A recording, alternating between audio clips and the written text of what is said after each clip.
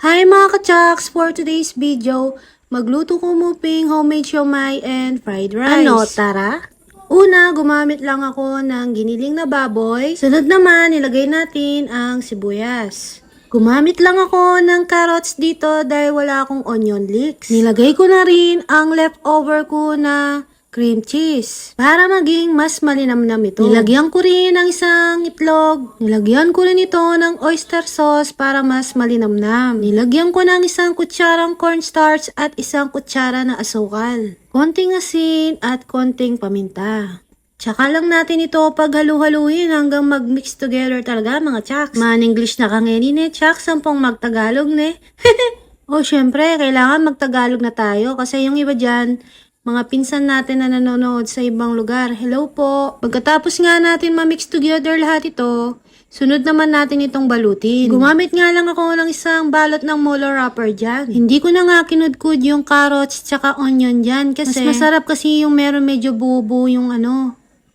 Tangating ka nga lalangot mga chaks. Sa magtagalog. Panoorin nyo kung paano ako magbalot ng siomai. Ganyan lang oh. Ipasok nyo lang tapos Nano? Tit! Pisil-pisilin nyo lang ng ganyan mga chaks. Ayan no. Ayan, hanggang magbunga siyang rose. Ayan. Ganyan lang. Madali lang gumawa ng siomai. O, tapos ilagay mo lang sa plato. Ayun. Nakaisa na tayo mga chaks. Ayan no. Pasok nyo lang sa gitna, tapos ipalupot nyo lang siya. Palupot? Gawa ng bingan? Ikot-ikot nyo lang ganyan, pisil-pisilin nyo lang sa gilid para hindi lumabas yung laman. Ayan no, parang rose siya. Masarap kasi kapag merong buo-buo na carrots mga chaks, tapos may naglulugutok. Depende kasi sa inyo kung gusto nyo ng pino o ano ba. Masarap kasi yung medyo may nangunguya ka pa ng konti. Siguradong malasang malasa ito dahil sa cream cheese. Tsaka yung sa ano mga chaks, yung oyster sauce, malinamnam. Yun yung nakakadagdag sa flavor ng ating siomai. Ito na nga pala yung mga natapos ko at naibalot ko na.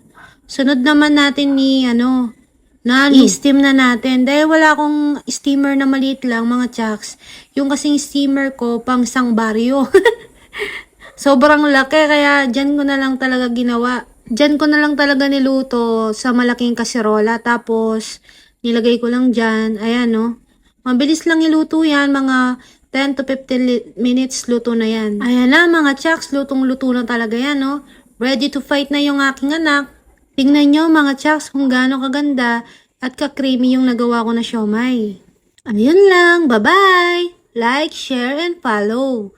Kisda ka mo bumbunan diyang mabang na siya. Bye-bye!